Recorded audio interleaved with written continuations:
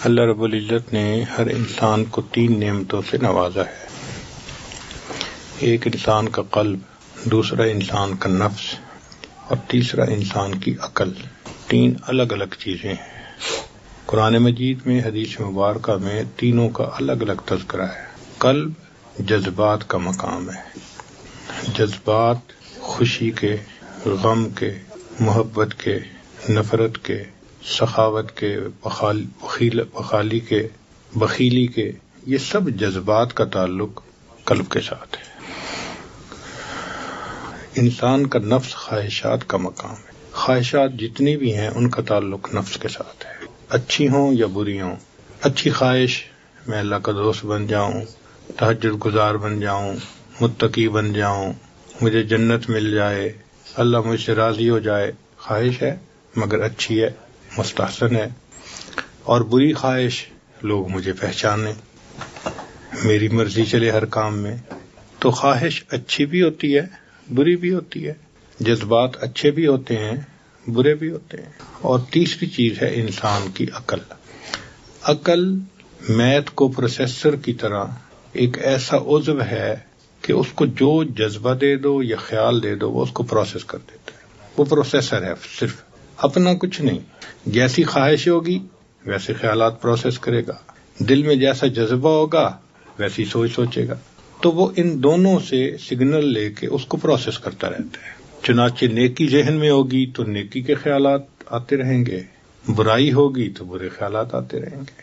تو اصل جو نعمتیں بنی وہ 2 ہی ہیں، قلب ہے اور نفس ہے.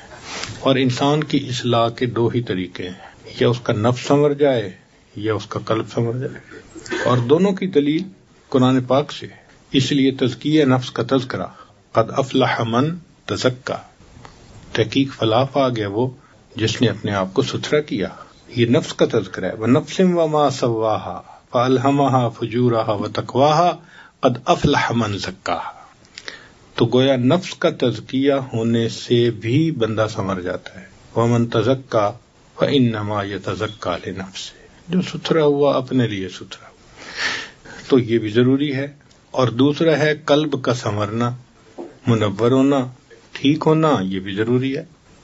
چنانچہ قرآن مجید میں بھی بہت ساری جگہوں پر قلب کے بارے میں فرمایا. افلا یتدبرون القرآن ام علی قلوب اقفالها، کیوں یہ قرآن مجید میں غور نہیں کرتے، کیا ان کے دلوں پہ تالے لگے ہوئے ہیں. تو دلوں کا تذکرہ حدیث پاک میں بہت وضاحت سے بتایا. ان فی الجسد بنی آدم لمضغہ اذا فسدت فسد الجسد کلہ واذا صلحت صلح الجسد کلہ الا وہی القلب. تو قلب کے سنورنے سے انسان کا سنورنا یہ بھی قرآن و حدیث سے ثابت ہے، اور نفس کے سنورنے سے انسان کا سنورنا یہ بھی قرآن و حدیث سے ثابت ہے. 2 ہی طریقے ہیں. اللہ رب العزت کی مشیت نے پسند کیا کہ انسان شروع سے نفس کا تزکیہ کریں، مجاہدہ کریں اور اللہ کا قرب پائیں. چنانچہ شروع سے لے کے تاریخ انسانیت کو پڑھ کے دیکھ لیں، نفس کے مجاہدے رہیں. اس لیے کہ یہ نفس اللہ کا سب سے بڑا دشمن ہے. کائنات میں کسی بت کی اتنی پرستش نہیں کی گئی جتنی پرستش اس بت کی گئی ہے، نفس کے بت کی. اور اس کی پرستش صرف کافر اور مشرک نہیں کرتے، کلمہ پڑھنے والے بھی کرتے ہیں. یہ ایسا بت ہے، اس کی پرستش سے چھٹکارا قسمت والے پاتے ہیں. اس لیے یہ سب سے بڑا دشمن بنا، شیطان سے بھی بڑا دشمن. وہ کیسے؟ کہ عزازیل بڑا عبادت گزار تھا. احادیث سے ثابت ہے کہ اس نے ہزاروں سال عبادت کی، چپے چپے پہ سجدے کیے، تبھی تو اونچا مقام ملا تھا. اب وہ ملعون کیوں ہوا؟ سوال ذہن میں پیدا ہوتا ہے. بھئی اس وقت تو کوئی شیطان نہیں تھا جس نے اس کو بہکایا، تو وہ ملعون کیوں بنا؟ اس کو اس کے نفس نے ملعون بنایا. تو یہ نفس ایسا بدبخت ہے کہ یہ عزازیل کو شیطان بنا دیتا ہے. تو یہ شیطان کا بھی گرو گنٹھال سب سے بڑا. تو شیطان ہمارا دشمن، نفس اس سے بڑھ کر ہمارا دشمن. اس لیے ہمارے مشائخ فرماتے ہیں کہ اے دوست، تو نفس کو پالنے میں لگا ہوا ہے اور نفس تجھے جہنم میں دھکا دینے میں لگا ہوا. تو نفس کی اصلاح یہ شروع سے تاریخ انسانیت میں موجود ہے.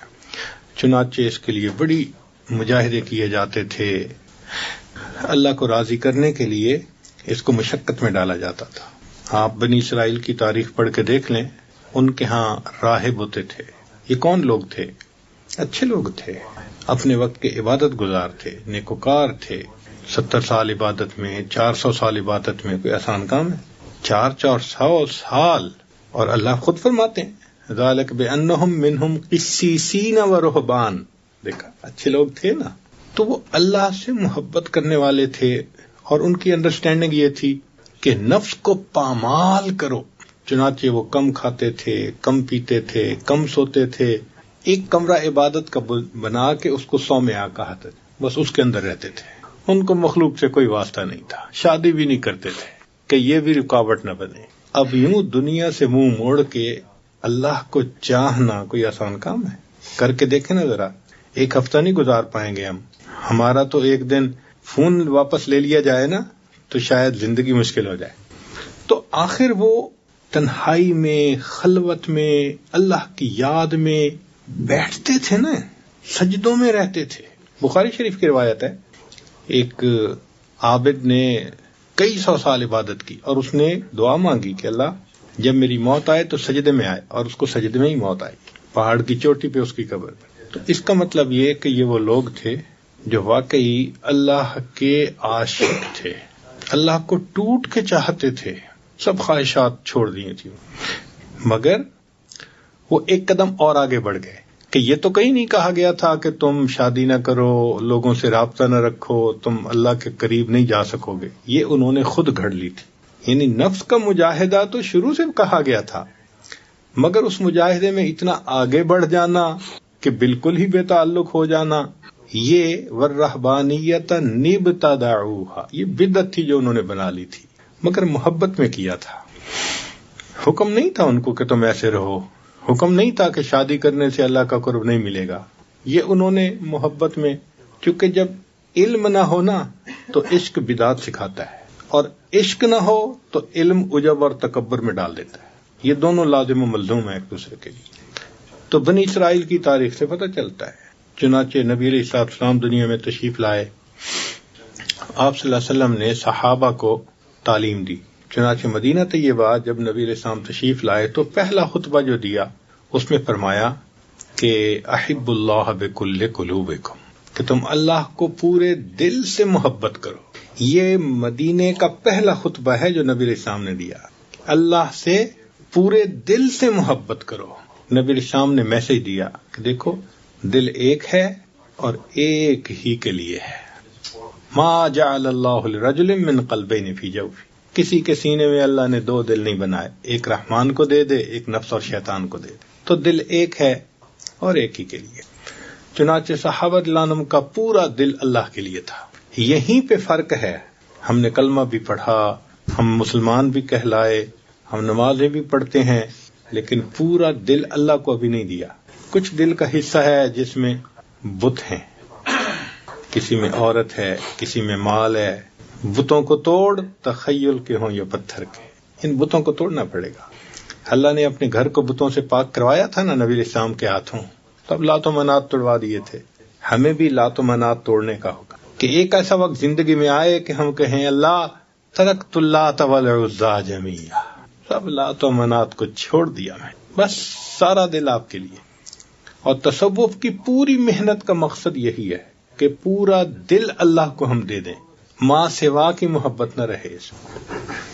چنانچہ صحابہ رضی اللہ تعالیٰ عنہم اللہ رب العزت سے بہت محبت کرتے تھے، اور وہ چاہتے تھے کہ ہمیں اللہ کا قرب کا اعلیٰ ترین مقام مل جائے. چنانچہ وہ اپنے نفس کے خوب خلاف کرتے تھے، راتوں کو جاگتے تھے، روزوں پہ روزے رکھتے تھے، قسمیں کھانے لگ گئے تھے. تو نبی علیہ السلام نے بلا کے کہا کہ دیکھو میں تم میں سب سے زیادہ اللہ سے ڈرنے والا، سب سے زیادہ خوف کھانے والا، میں گھر میں بیویوں کے ساتھ بھی رہتا ہوں اور ایک دن کھاتا ہوں، ایک دن افطار بھی کرتا ہوں. تو اس کا مطلب یہ کہ صحابہ رضی اللہ عنہم کا بھی یہی تھا جذبہ کہ نفس کو پامال کرنے کے لیے بس جو کر سکتے ہو کر دو. تو نبی علیہ السلام نے ان کو ذرا بیلنس کیا کہ دیکھو وہ رہبانیت کے لائن پہ مت جاؤ کہ تم کہہ رہے ہو کہ میں بیوی سے نہیں ملوں گا آج کے بعد جب تک یہ نہ ہو جائے. نہیں، تم شریعت کے دائرے میں زندگی گزارو. چنانچہ صحابہ رضی اللہ عنہم نے پھر اس کے بعد ایک دن روزہ ایک دن افطار. ورنہ بعض ایسے بھی صحابی تھے کہ ان کی بیویاں نبی اسلام کے پاس پہنچ گئیں. اللہ کے نبی صلی اللہ علیہ وسلم ان کو تو ہم سے کوئی غرض ہی نہیں ہے. تو نبی اسلام نے پھر ان کو سمجھایا کہ دیکھو بھائی بیویوں کے حق ہیں تمہارے اوپر. حتیٰ کہ عمر لانو کے پاس ایک خاتون آئی, میرا خاوند ساری رات عبادت کرتا ہے, سارا دن روزہ رکھتا ہے. تو عمر لانو پوچھتے ہیں کیا مطلب؟ کہتی ہے ساری رات عبادت کرتا ہے سارا دن روزہ رکھتا ہے. تو کعب لانو قریب بیٹھے ہوئے تھے, وہ کہنے لگے اس نے بڑے اچھے انداز سے خاوند کی شکایت لگائی. تو وہ کہنے لگے یہ تو تعریف کر رہی ہے. کہنا تعریف تو کر رہی ہے, جو ساری رات عبادت کرے گا سارے دن روزہ رکھے گا تو بیوی کے لیے وقت کہاں سے بچے گا. تو اس کا مطلب یہ کہ صحابہ رضی اللہ عنہم اتنی عبادت کرتے تھے. نبی علیہ السلام نے پھر ان کو سمجھایا. مگر ایک چیز آپ کو کامن ملے گی ان کی زندگی میں کہ نفس کی خواہش کو توڑنا ان کے اوپر ختم. ذرا سی کوئی بات اس میں نفس کی خواہش شامل ہوتی تھی نا. عبداللہ ابن عمر رضی اللہ عنہ نے بیمار ہیں, آخری وقت ہے, دل میں چاہت ہوئی میں مچھلی کھاؤں, گھر والوں کو بتا دیا مچھلی منگاؤ. انہوں نے مچھلی منگائی, پکا لی.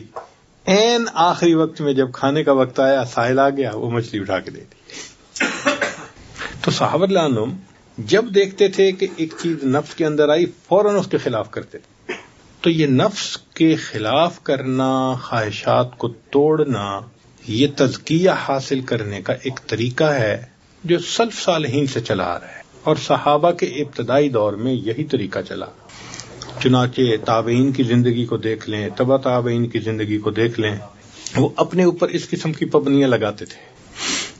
عمر بن عبدالعزیز رحمۃ اللہ علیہ خلیفہ بنے, نیت کر لی کہ آج کے بعد بس میں غسل نہیں کروں گا جو بیوی کے ساتھ ہوتا ہے.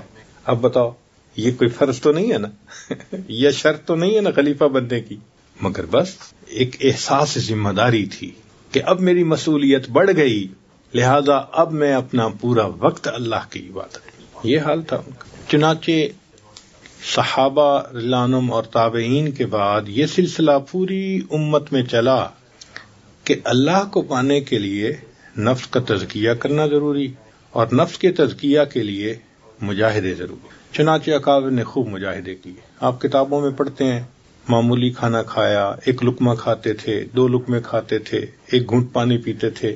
آپ احوال الصادقین پڑھ کر دیکھ لیں علامہ عبدالوہاب شیرانی رحمۃ اللہ علیہ کی, آپ حیران ہو جائیں گے. وہ لکھتے ہیں کہ اتنا کم کھاتے تھے کہ ہمیں ہفتے کے بعد جا کر لیٹرین کی ضرورت محسوس ہوتی تھی, 1 ہفتے کے بعد. اور مینگنیاں جیسے بکری کرتی ہے نا, اس طرح اجابت ہوتی تھی کم کھانے کی وجہ سے. اپنے بارے میں لکھتے ہیں کہ میں کھاتا تھا تو مجھے روزانہ 1 مرتبہ بیت الخلاء جانے کی ضرورت پیش آئی تو میری والدہ نے مجھے کہا کہ حکیم کے پاس جاؤ تمہارا پیٹ خراب ہو گیا.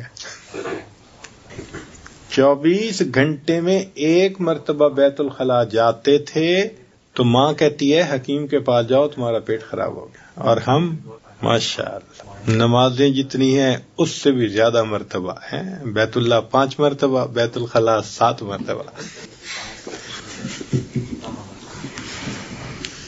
تو اس کا مطلب یہ کہ سلف صالحین واقعی بہت مجاہدہ کرتے تھے, راتوں کو عبادت کرتے تھے, عشاء کے وضو سے فجر کی نمازیں پڑھتے تھے, تلاوت میں لگے ہوتے تھے. ایک کامن سی چیز تھی رات کو جاگنا, ایک عام چیز تھی. جو کہا جاتا ہے نا کہ مدینہ طیبہ میں اگر کوئی جاتا تو شہد کے مکھیوں کے بھن بھنانے کی آواز آتی ہے, اس لیے کہ زندہ شہر تھا, زندہ لوگ تھے. تو مجاہدہ نفس کا کر کے اپنے آپ کو شریعت کی لگام دینا اور اپنے آپ کو نیکی کے اوپر لگانا, یہ ہمارے اکابر کا طریقہ رہا ہے. وقت کے ساتھ ساتھ ہمتیں کمزور ہوتی گئیں, قوا کمزور ہو گئے, تو علماء امت, مشائخ امت نے محسوس کیا کہ اب لوگوں میں وہ ہمت نہیں رہی. ہمارے بعض اکابر تو روزے رکھتے تھے, پانی سے روزہ پانی سے افطار, پانی سے روزہ پانی سے افطار. قرآن پاک میں تذکرہ ہے اس کا کہ سیدہ فاطمہ زہرا عنہا اور حضرت علی عنہ نے 3 روزوں کی منت مان لی تھی. شہزادے بیمار ہو گئے تھے کہ شفا یاب ہو گئے تو ہم 3 روزے رکھیں گے, اور پہلا روزہ رکھا, افطاری کا وقت آیا تو مانگنے والے آ گئے, ان کو دے دیا. تو جب سب کھانا ان کو دے دیا تو خود کیا کیا ہوگا. پھر اگلے دن افطاری کے وقت کچھ پکایا تو کوئی اور آ گیا, اس کو دے دیا. پھر تیسرا دن ہوا تو تیسرا, مسکینم و یتیمم و اسیرا، تو اپنا کھانا ان کو دے دیا۔ سید عائشہ صدیقہ رضی اللہ عنہا کے پاس اتنا مال آیا، شاید 50,000 درہم تھے یا ریال جو بھی تھے، دینار تھے۔ خادمہ کو کہا کہ مدینے کی بیواؤں کو بلاؤ، اور ان کو تقسیم کرتی رہیں۔ آخر پہ خادمہ آئی، کچھ تھوڑے سے پیسے دے دیں، افطاری کا سامان لاؤں۔ کہنے لگے مجھے پہلے بتاتی ہیں، آپ نے تو بتایا نہیں، میں نے سب خرچ کر دی۔ یعنی روزے سے ہیں، اپنی افطاری کے لیے کچھ نہیں بچا۔ تو یہ چیز بتاتی ہے کہ ہمارے اسلاف بہت مجاہدہ کرتے۔ نبی علیہ السلام کی نبوت کی زندگی میں 3 کنزیکٹیو دن ایسے نہیں آئے کہ آپ نے تینوں دن پیٹ بھر کے کھانا کھایا ہو۔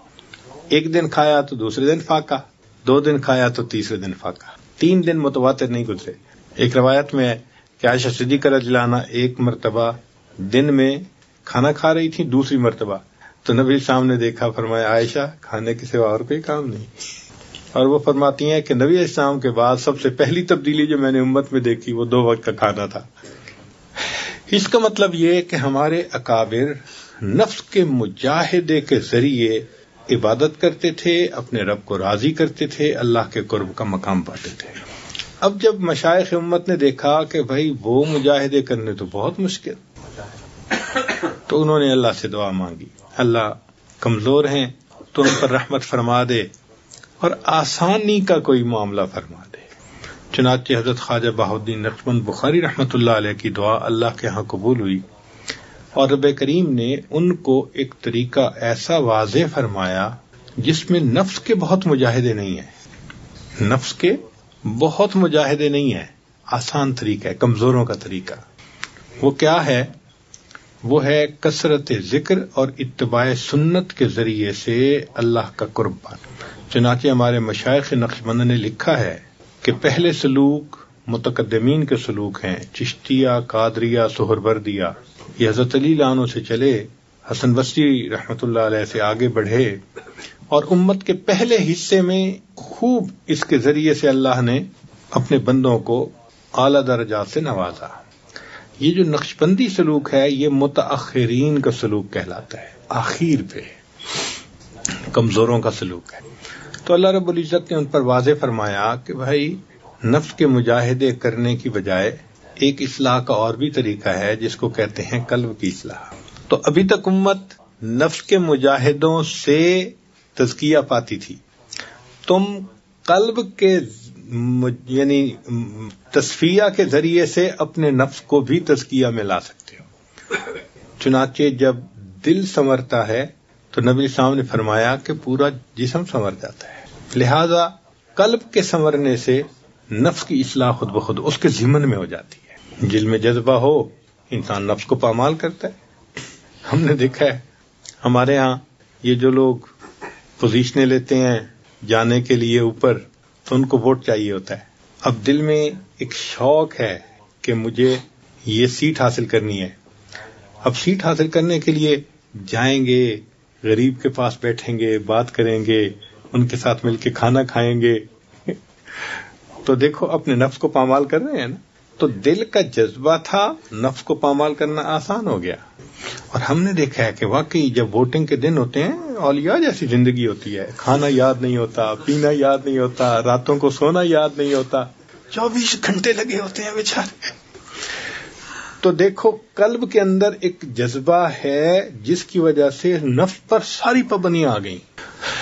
تو یہ جو متاخرین کا سلوک ہے، اس متاخرین کے سلوک میں قلب پر محنت کی جاتی ہے اور نفس اس کے ضمن میں خود بخود پامال ہو جاتا ہے۔ محبت چیز ہی ایسی ہے کہ محبوب کی خاطر سب کچھ قربان کر دینا آسان ہو جاتا ہے۔ چنانچہ دوسرے مشائخ نے فرمایا کہ ہم مجاہدہ نفس کے ذریعے سے سلوک طے کرواتے ہیں۔ ہمارے مشائخ نقشبند نے کہا کہ ہم اتباع سنت کے ذریعے سے سلوک طے کرواتے ہیں۔ تو اس سلسلہ میں کثرت ذکر اور اتباع سنت یہ 2 بنیادی چیزیں ہیں، یہ 2 پر ہیں، یوں سمجھ لیں۔ ان پروں سے بندہ اڑتا ہے۔ چنانچہ ہمارے مشائخ کی کتابوں میں یہ بات آپ کو بہت کثرت سے ملے گی کہ ہمارے سلوک کی بنیاد 3 چیزوں پہ ہے: کثرت ذکر، اتباع سنت، صحبت شیخ۔ تو صحبت شیخ تو یوں سمجھ لیں کہ سٹیئرنگ پہ جیسے کوئی بیٹھا ہوا ڈائریکشن طے کر رہا ہوتا ہے، اور اصل پر تو دو ہی ہیں، کثرت ذکر اور اتباع سنت۔ اب کثرت ذکر اور اتباع سنت میں وہ مجاہدہ کھانے پینے کا نہیں ہے جو پہلے تھا۔ نقشبند بخاری رحمۃ اللہ سے کسی نے پوچھا کہ حضرت میں کتنا کھاؤں؟ فرمایا بھائی اچھا کھا، کام اچھی طرح کر، اگر تم عبادت کرو تو پھر جو ضرورت ہے اس کے تحت تم کھاؤ، کیا معاملہ؟ جو جانور کام اچھا کرے تو مالک اس کو چارہ ڈالتے ہوئے پریشان تو نہیں نہ ہوتا؟ تو فرمایا تم اچھا کھاؤ، کام اچھی طرح کرو۔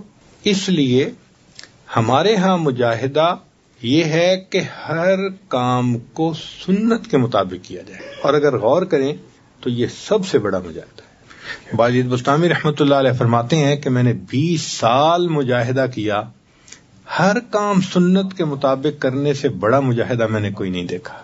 یہ کوئی آسان کام ہے۔ ایک شخص جنید بغدادی رحمۃ اللہ علیہ، یہ کوئی بزرگ تھے، ان کی صحبت میں 10 سال رہا۔ حضرت میں جاتا ہوں کسی اور کے پاس، اجازت دیں۔ کیوں؟ میں تو آیا تھا کرامت دیکھنے کے لیے، میں نے 10 سال میں کوئی کرامت ہی نہیں دیکھی۔ مان لے کہ اچھا یہ بتاؤ کہ ان 10 سالوں میں کوئی عمل سنت کے خلاف دیکھا؟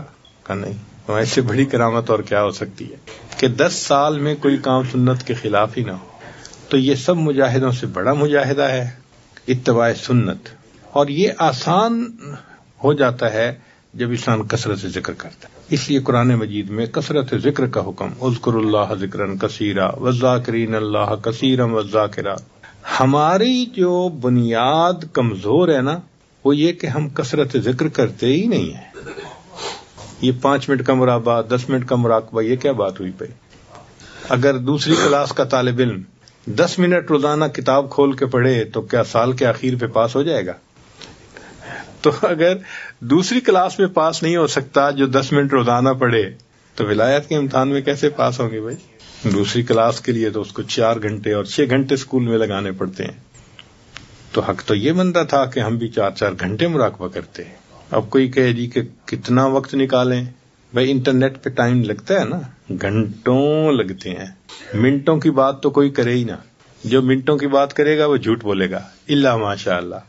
اس مصیبت کو ایک دفعہ جس نے کھول لیا اس کے گھنٹہ گیا، پتہ بھی نہیں چلتا گھنٹہ لگنے کا۔ تو اگر سکرین کے سامنے گھنٹہ بیٹھ سکتے ہیں تو پھر مراقبے میں کیوں نہیں بیٹھ سکتے؟ تو حق تو یہ تھا کہ ہم گھنٹوں مراقبے کرتے ہیں، لیکن ہم نہیں کرتے۔ بیت ہو جاتے ہیں شوق میں آ کے، حضرت بس تلاوت بھی کر لیتا ہوں، درود شریف بھی پڑھ لیتا ہوں، استغفار بھی، مراقبہ نہیں ہوتا۔ بھئی جو اصل چیز تھی، اینٹی بائیوٹک تھی، وہ تو لی ہی نہیں، فائدہ کیسے ہو؟ تو ہماری مثال ایسے جیسے ایک ڈی ہائیڈریٹڈ پلانٹ ہوتا ہے نا، پتے مرجھائے ہوئے ہوتے ہیں، پھل بھی کمزور ہوتے ہیں، کیوں؟ پانی تھوڑا ملتا ہے اس کو۔ ایسے ہم ڈی ہائیڈریٹڈ قسم کے صوفی ہیں، ذکر کی کثرت نہیں کرتے، اور ہمارے پھر نظر بھی خطا کرتی ہے، زبان بھی پھر کچھ جھوٹ بول دیتی ہے، فلاں بھی ہو جاتا ہے، فلاں بھی ہو جاتا ہے، وہ سارے سمپٹم ہمارے اندر ہوتے ہیں۔ تو کثرت ذکر ہماری بنیادی بیماری ہے۔ اگر ہم چاہتے ہیں کہ ہمیں اللہ کا تعلق ملے تو ہمیں اللہ کا ذکر کثرت سے کرنا پڑے گا، چلتے پھرتے لیٹے بیٹھے اللہ کو یاد، ایسی کیفیت ہو جائے کہ بس انسان کا دل کہے اللہ تیری یادوں کے سوا دنیا میں رکھا کیا ہے۔ امام راضی رحمت اللہ علیہ فرماتے تھے، اے اللہ دن اچھا نہیں لگتا مگر تیری یاد کے ساتھ، رات اچھی نہیں لگتی مگر تجھ سے راز و نیاز کے ساتھ۔ تو بنیادی کمی کوتاہی آج کے دور میں وہ ذکر کی کمی، اور جو ذکر کم کریں وَلَا يَذْكُرُونَ اللَّهَ إِلَّا قَلِيلًا، ان کی علامت بتا دی، مذبذبین بین ذالک لا الہ الا ولا الہ۔ اور ہم بھی آج مذبذب ہی ہیں، نہ پورے دنیا دار ہیں نہ پورے دیندار ہیں۔ دنیا داروں کے مجمع میں جا کے بیٹھو تو وہ کہتے ہیں یہ مولوی کہاں سے آ گیا، جاؤ، وہ بھی بھگا دیتے ہیں، اور دینداروں کے مجمع میں آ کے بیٹھو تو اپنے گناہوں کو دیکھ کے لگتا ہے کہ ہم دینداروں کے مجمع بھی نہیں۔ واقعی صحیح بات ہے۔ ہمارے نفس کی حالت وہی ہے کہ دھوبی کا کتا، نہ گھر کا نہ گھاٹ کا، نہ ادھر ہے نہ ادھر ہے، نہ خدا ہی ملا نہ وصال صنم، نہ ادھر کے رہے نہ ادھر کے۔ تو ہم اگر چاہتے ہیں کہ ہم بدلیں، اس کا طریقہ کثرت ذکر، اتباع سنت۔ اتباع سنت سے مراد یہ کہ ہر کام کو سنت کے مطابق کریں، کھانا پینا، لباس، معاملات، معاشرت، ہر کام بس سنت کے مطابق کرتے ہیں. اور یہ آسان طریقہ ہے اپنے آپ کو سنوارنے کا کہ ہر کام کو سنت کے مطابق کرتے جاؤ. تو کثرت ذکر اور اتباع سنت سے یہ سلوک آسانی سے طے ہو جاتا ہے. آپ سمجھیں کہ یہ شاہراہ ہے، بھاگتا چلا جاتا ہے. آپ یوں سمجھ لیں کہ ایک بندے کو کہہ دیا جائے کہ جی آپ یہاں سے حج پہ جائیں بغیر سواری کے، وہ تو مشکل میں پڑ جائے گا. چلے گا، راستے میں کھانا نہیں پینا نہیں، کہاں ٹھہرے گا، کیسے سمندر عبور کرے گا، ریگستان آئیں گے، پہاڑ آئیں گے، کھڈے ہوں گے، تو اس کے لیے تو پہنچنا واقعی بڑا مشکل کام ہے. اور ایک طریقہ یہ ہے کہ یہاں سے بندے کو ایئرپورٹ پہ بٹھا دو، چلو بھائی سعودی عرب پہنچ جاؤ. یہ ہمارا سلوک یہ اسی طرح بائی ایئر پہنچانے والا سلوک ہے. اس لیے اس کو متاخرین کا سلوک کہا جاتا ہے. آسان ہے، بہت آسان ہے. بس دو چیزوں کی پابندی ضروری، اتباع سنت اور ہر کام میں سنت کی اتباع اور ذکر کی کثرت. ذکر کی کثرت تو ایسے ہو کہ بندہ جو وقت ملے، 10 منٹ ملے، 15 ملے، گھنٹہ ملے، 2 ملے، فوراً اللہ کی یاد میں.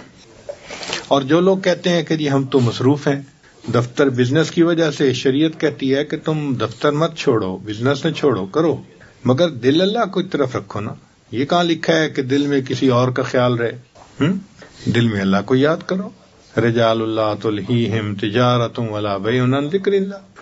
تجارت اور خرید و فروخت میں انسان اللہ کو یاد کرے تو تاجر صدوق کو تو قیامت کے دن انبیاء کی قطار میں جو ہے ان کے، یعنی جہاں انبیاء کی قطار ختم ہوگی نا، اس کے پیچھے جو لوگ ہوں گے وہاں تاجر کو جگہ دی جائے. تو مقصود ہے کہ ہر وقت دل میں اللہ کی یاد رہے. اور ہم نے تو دیکھا ہے اس کو کہ جب دل کہیں اٹک جاتا ہے نا، 24 گھنٹے اسی کی یاد. یہ نوجوان ساتھی، میں نے اپنے دوست یہ یونس صاحب کو کہا کہ یہ صوفی لوگ ہیں، آپ ذرا غور کرنا، جہاں ٹھہریں گے نا بھاگیں گے باہر. آج ہم باہر سے آئے، کوئی ادھر فون پہ باتیں کر رہا ہے، کوئی ادھر فون پہ باتیں کر رہا ہے. پوری گلی میں ہمیں جگہ جگہ دیکھا.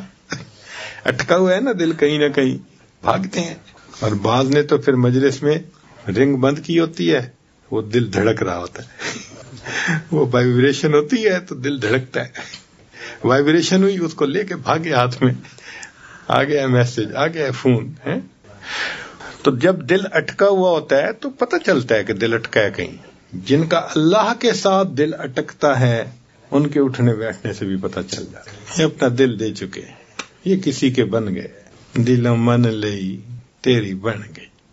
اس نے بھی دل میں عہد کر لیا، اللہ میں نے اپنا دل آپ کو دے دیا. تو ان کو مصلی پہ دیکھیں گے، ان کو تلاوت کرتا دیکھیں گے، ان کو تہجد پڑھتا دیکھیں گے. سبحان اللہ. سیماہم فی وجوہہم من اثر السجود. پتہ چلتا ہے ان کے چہروں سے جو ذکر کر رہے ہوتے ہیں. تو دو چیزیں ہیں، کثرت ذکر اور اتباع سنت. ان دو چیزوں سے یہ سلوک طے ہو جاتا. تو سلوک بہت آسان ہو گیا. آپ ضرورت کے مطابق نیند پوری کریں. 7 گھنٹے اچھی نیند ہے. اگر کوئی بہت تھکا ہوا ہوتا ہے بے شک 8 گھنٹے سوئے. تو 7-8 گھنٹے سونا تصوف میں منع نہیں ہے، نیند پوری کریں. اور باقی 8 گھنٹے جو دفتر کے ہیں وہ بھی دفتر کا کام کریں، ہم اس سے بھی منع نہیں کرتے. لیکن وہ جو باقی 8 گھنٹے بچتے ہیں نا، اب ان میں بیوی بچوں کے ساتھ چلو آپ 2 گھنٹے گزار لیں گے. کوئی خرید و فروخت 1 گھنٹہ اور لگا لو. وہ جو 3-4 گھنٹے خبریں پڑھ رہا ہوں جی، اور خبروں پہ نام پہ ماشاءاللہ سکرینیں کھل رہی ہوتی ہیں، تقریر سن رہا ہوں، ماشاءاللہ شیطان بٹھاتا ہے ذرا تقریر سنتے ہیں فلاں کی. وہ تقریر سننے بیٹھتے ہیں، تصویر دیکھ کے ختم کرتے ہیں. تقریر سے تصویر پہ چلے جاتے ہیں، وہ تصویریں دیکھ رہے ہوتے ہیں بیٹھے ہوئے. یہ جو 3-4 گھنٹے ہر بندے کی زندگی میں آپشنل ہوتے ہیں نا، وہ فون پہ گزرتے ہیں، وہ ادھر گزرتے ہیں، وہ کسی اور کام میں گزرتے ہیں، اس کو مینیج کریں. بس اتنی سی بات ہے. اگر اس کو اچھی طرح مینیج کر لیں تو آپ کا سلوک طے ہو سکتا ہے آسانی سے. کسی کے لیے رکاوٹ نہیں ہے. اس بات کو اس لیے تفصیل سے بتایا کہ پتہ رہے کہ جی ہمیں کرنا کیا ہے. تو کثرت ذکر، اتباع سنت، یہ ہماری بیماری کا حتمی علاج ہے. حتمی علاج ہے۔ اب ہمارا جو سلوک ہے اس کے بارے میں پچھلی 1-2 مجالس میں بھی تفصیل کہی گئی۔ یہ بات ذہن میں رکھیں کہ یہ جو سلوک ہے نا، یہ کوئی علم نہیں ہے کہ پڑھا دو تو سب کو پتہ چل جائے گا۔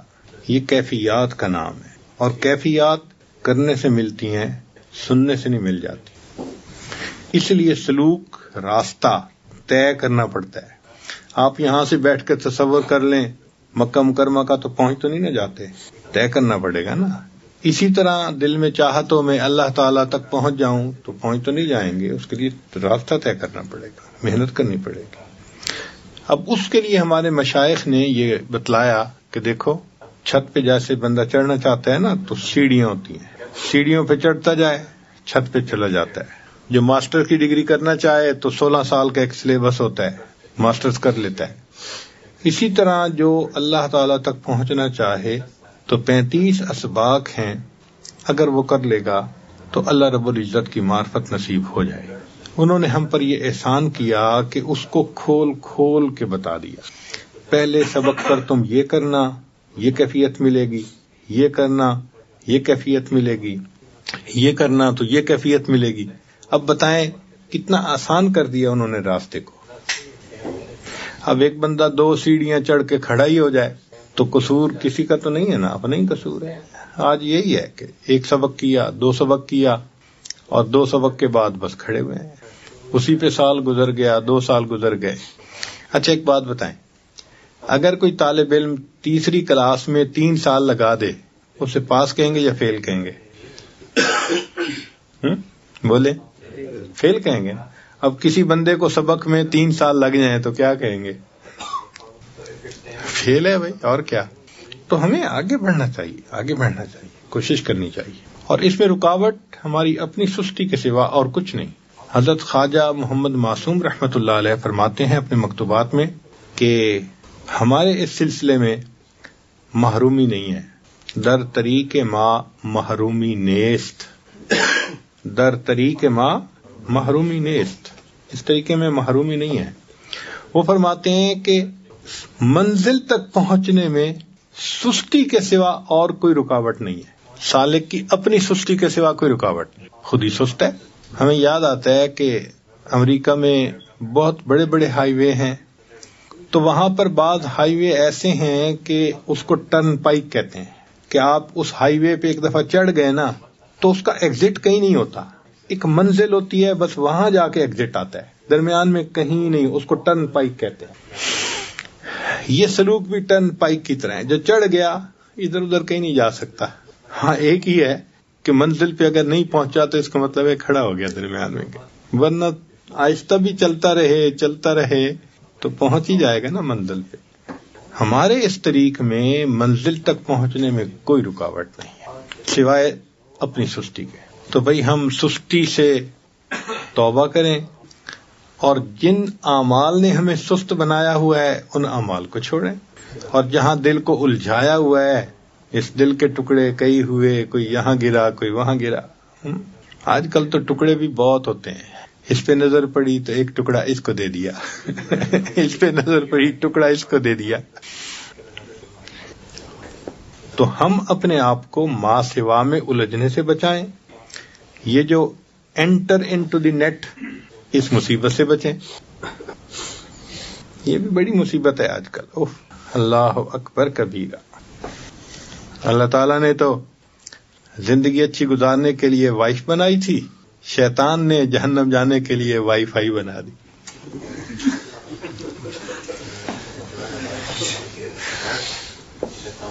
وہ بیچاری وائف کا بھی وقت وائی فائی کو چلا جاتا ہے۔ تو اس مصیبت سے بچیں، پھر دیکھیں کیفیات کیسے ملتی ہیں۔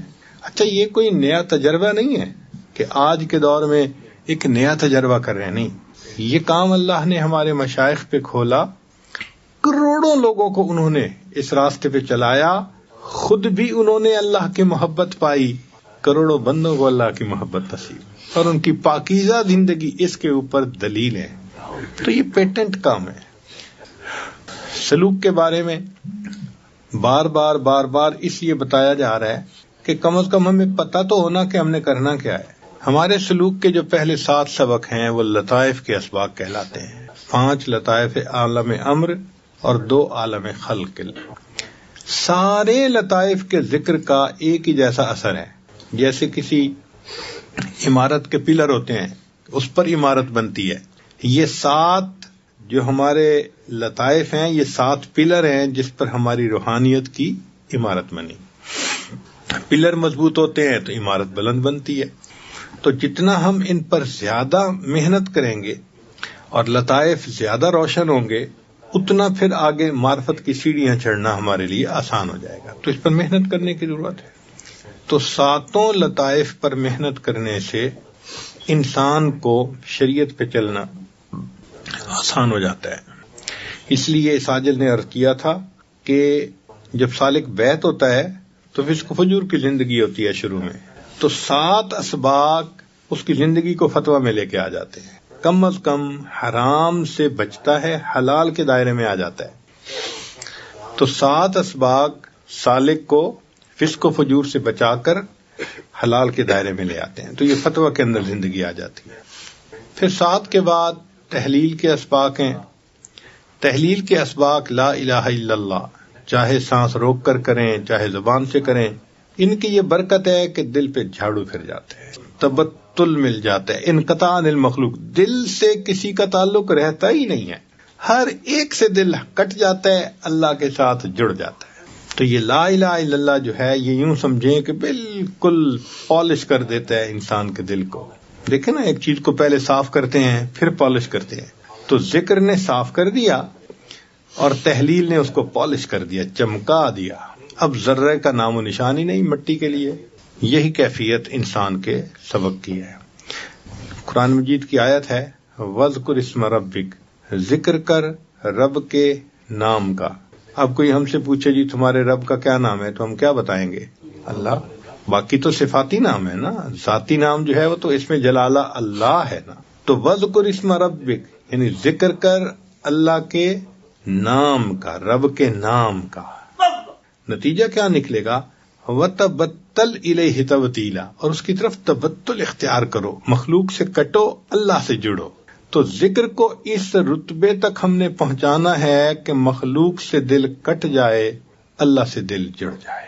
مخلوق سے دل کٹ جائے اور اللہ سے دل. جب تک دل ما سوا میں پھنسا ہوا ہے، اللہ کی معرفت اس پر حرام ہے. اللہ تعالیٰ شرک پسند نہیں فرماتے، شرک پسند نہیں فرماتے. تھوڑا سا بھی دل میں کسی غیر کو جگہ دے دی ہوئی ہوگی نا، اللہ غنی ہے، کہتا ہے جاؤ جس کی محبت تم نے دل میں رکھی ہے اسی کو محبوب بناؤ. اسی لیے میسج لکھتے ہیں نا، تو جب میسج لکھنے لگے نا آئی لو یو، تو 3 لفظ ہیں، 3 دفعہ سوچا کریں. اگر تو دائرہ شریعت کے اندر ہے پھر تو ہے جائز، بیوی کو لکھا، ماں کو لکھا، باپ کو لکھا، شیخ کو لکھا. اگر تو دائرہ شریعت کے اندر ہے پھر تو ہے ٹھیک. اور اگر نفسانی، شیطانی، شہوانی وجہ سے لکھ رہے ہیں تو یہ 3 لفظ ڈرتے ہوئے لکھتے ہوئے 3 دفعہ سوچیں. ایسا نہ ہو کہ میں کہہ رہا ہوں آئی لو یو اور اللہ کہے محبت تو اس سے کرتا ہے تو جاؤ میں نے تمہیں اسی کے حوالے کر دیا، اپنے چاہنے والوں کی فہرست سے میں نے تمہیں کاٹ دیا. اس لیے یہ 3 لفظ لکھنا پہاڑ کی طرح بھاری ہونے چاہیے بندے پہ. سوچ کے لکھے آئی لو یو. کیوں لکھ رہا ہوں؟ نفس کی خاطر لکھ رہا ہوں. اگر نفس کی خاطر لکھا تو پھر اللہ کے چاہنے والوں میں سے نام کٹ سکتا ہے. اللہ بڑے غیور ہیں، بڑے غیور ہیں. ایک غیر چہرے پر محبت کی نظر سے 20 سال کے بعد قرآن پاک سینے سے نکال دیا گیا. یہ اللہ کی غیرت کا معاملہ ہے. نبی صاحب نے فرمایا انا اغیر الناس، انا اغیر ولد آدم واللہ اغیر منی، میں اولاد آدم میں سب سے زیادہ غیور ہوں، اللہ مجھ سے بھی زیادہ غیور ہے. تو اس لیے یہ جو ہے نا دل پھنس جانا کہیں، وہ تو رسی سے آپ نے کسی جانور کو باندھ دیا، وہ ہل ہی نہیں سکتا. اچھا آپ اگر کسی پرندے کو 20 فٹ دھاگے سے باندھ دیں تو وہ بیچارہ پرواز تو کرے گا مگر 20 فٹ سے اوپر جا ہی نہیں سکتا. ایسے ہی ہمارا حال ہوتا ہے. ہم نے دل ادھر ادھر کہیں اٹکایا ہوا ہوتا ہے، بس وہ ایک تھوڑی سی پرواز ہوتی ہے جو ہم کرتے ہیں ظاہر داری کی، اس سے اوپر جا ہی نہیں سکتا. گرفتاری سے کھلیں گے تو آزادی سے سفر طے کریں گے. اس لیے اس پہ محنت کرنے کی ضرورت ہے کہ دل کہیں نہ اٹکا ہوا ہو. کامل اللہ کو دینا ہے، پورا دل اللہ کو. محبوب حقیقی اللہ ہے، مشہود حقیقی اللہ ہے، مطلوب حقیقی اللہ ہے. خدا بندہ مقصود من تو ہی بھرس آئے. تو دل سے یہ آواز، اس کو کہتے ہیں باز گشت. دل سے آواز سنتے ہیں نا بندہ، اس کو باز گشت کہتے ہیں. تو ہمارے سلسلے میں باز گشت کیا ہے؟ خدا بندہ مقصود من تو ہی بھرس آئے. تو مارا محبت و معرفت ذوق شوق خود بھی دے. تو دل سے آواز آئے، تیرے سوا محبوب حقیقی کوئی نہیں ہے، کوئی نہیں. تیرے سوا مقصود حقیقی کوئی نہیں ہے، کوئی نہیں. ایسی کیفیت دل کی ہو. یاد میں تیری سب کو بھلا دوں، کوئی نہ مجھ کو یاد رہے. تجھ پر سب گھر بار لٹا دوں، خانہ دل آباد رہے. سب خوشیوں کو آگ لگا دوں، غم سے تیرے دل شاد رہے. سب کو نظر سے اپنی گرا دوں، تجھ سے فقط فریاد رہے. ایسی کیفیت ہو جائے.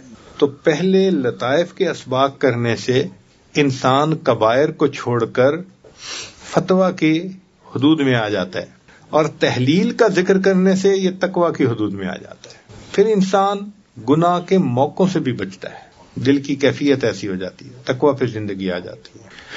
اب جب ماں سوا سے بھی ہٹ کٹ گئے تو پھر کیا ہوتا ہے کہ اللہ کی محبت میں پھر انسان کو ایک جذب کا مقام ملتا ہے. چنانچہ ہمارے سلسلے کا جو 10واں سبق ہے مراقبہ احدیت، وہ فنا کا سبق ہے کہ انسان اللہ کی محبت میں فنائیت گم ہوتا ہے. اللہ کی محبت میں